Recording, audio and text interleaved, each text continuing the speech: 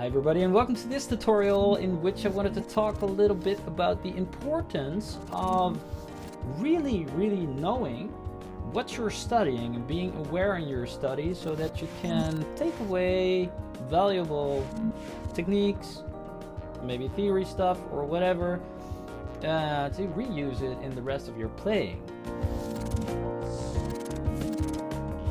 And I wanted to exemplify this by a beautiful piece that I learned a little bit, classical music. Not my type of thing actually, but this is just gorgeously beautiful, by Claude Debussy. It goes a little bit like this.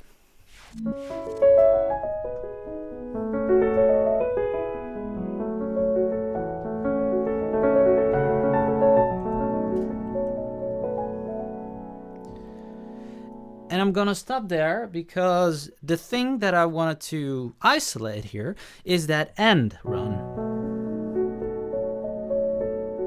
Now, first of all, let me tell you that when I approach a piece like this, although it's classical music and although it's written on sheets, I still approach this via a chord way of thinking, being that this first part, first of all, I think key, okay? So in which key are we? Well, that's obviously E, right? If you're not familiar with this, it's just there's many different ways to approach this.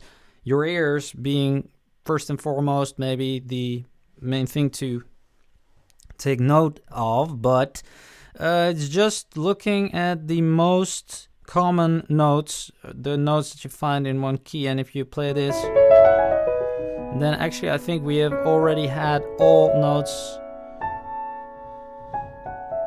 that are in E, maybe now. Yeah, so we've played all the notes that are in E, so that's how we know we're in E.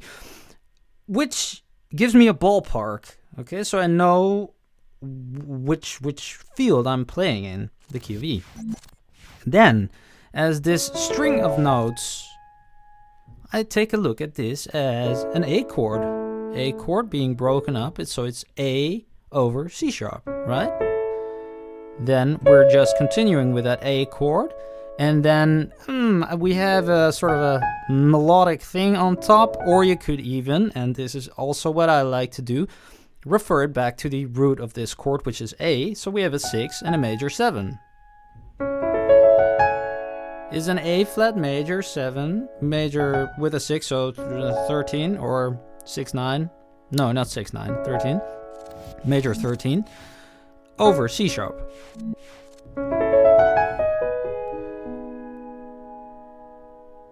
So this would be an A flat chord in first inversion. So we're walking back over A flat. And the nice thing obviously here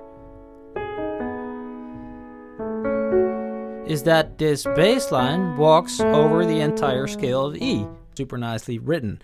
But okay, apart from approaching music that way and seeing sort of strings of notes as a block, as a whole, as a broken up chord and a word in that sense, that makes it way easier for me to remember such a piece. But the other thing that I wanted to show you is that end run. So we have this whole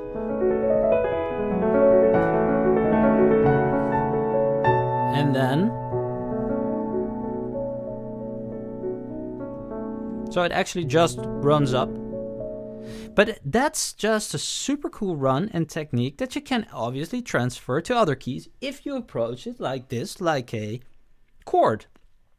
Like the theory behind this one is a B. Okay, we're playing a B is pretty obvious because it's the root and the lowest note over here. Playing a B, then we're going to go to a 5 and a 7. So we have a B7 chord with no third yet.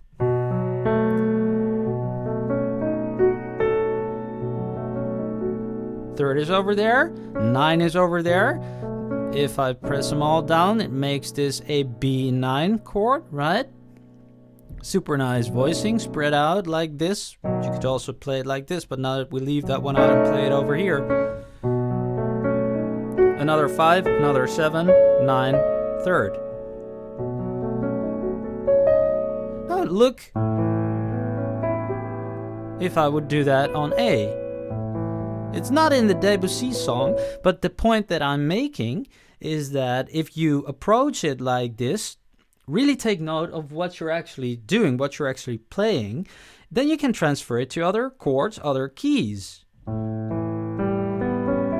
And this way, if you really see the value in these loose ends that you're learning, if you're just learning a piece and you're learning a new chord, a new lick, a new technique, whatever, if you're able to extract it and transfer it to other music, then you're being way more effective in your practice, if you know what I mean. Because now there is so much more value in this run over here. I now have 2 chords that I'd be able to use it on. So if I'd play a piece in D,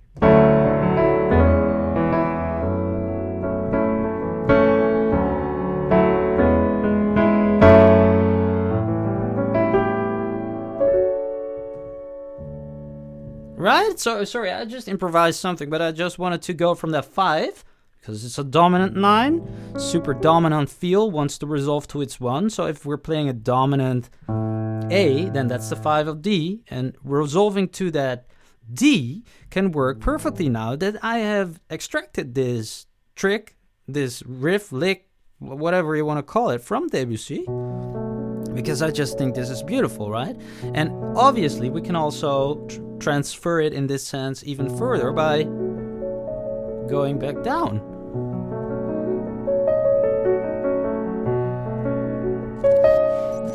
You get the point. If you just, this is a good exercise either way, if you have an idea for it or if you don't.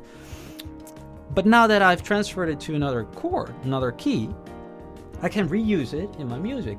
So basically what I'm trying to say is when you learn something that you like, something that's cool, a lick or progression maybe, take note of what it actually is and transfer it to other keys so that you're starting to build your own vocabulary. Right? It's stuff that you like. If you make sure that you internalize it and can use it whenever you want, then you can throw it out whenever you think it's cool and create your own style, basically. So that's the takeaway. The actual riff this time was, well, I've played it a couple of times, so you got that one. Transfer that one if you like it to, a couple of keys, or, think of something that you might have learned, extract that and transfer it to other keys to really start building your own vocabulary and your own style.